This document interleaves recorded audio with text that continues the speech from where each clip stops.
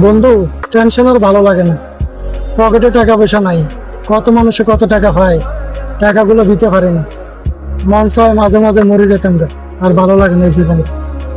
বন্ধু, ধার দেনা এগুলো সবারই আছে। দুনিয়াতে এমন কোনো মানুষ নাই যে ধার নাই দেনা নাই। সবারই টাকা পয়সার সমস্যা আছে। এমন তো না যে সবাই মারপেটের থেকে পয়সা লয়ে গেছে। দেখ বন্ধু, তুই যেটা বলি লাস্টে, যে তোর মরে যেতে ইচ্ছা করে, ভাল লাগে না দেনা দেওয়ার জন্য। বন্ধু, তুই রাস্তায় দেখ, অনেকজনের হাত নাই, পা নাই, কারো চোখ নাই। আল্লাহ আমাদেরকে সম্পূর্ণ সুস্থ রাখছে, আমাদের সবকিছু আছে। আল্লাহর কাছে আমরা এইটার জন্য শুকরিয়া আদায় করা দরকার।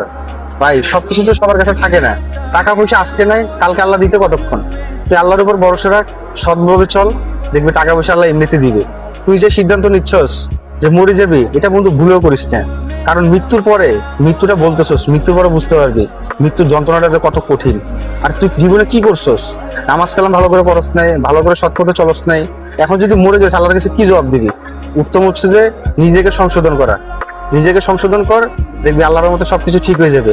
টাকা পয়সা টেনশন করিস না, আল্লাহ দিবে, একদিন না একদিন আল্লাহ ঠিকই দিবে।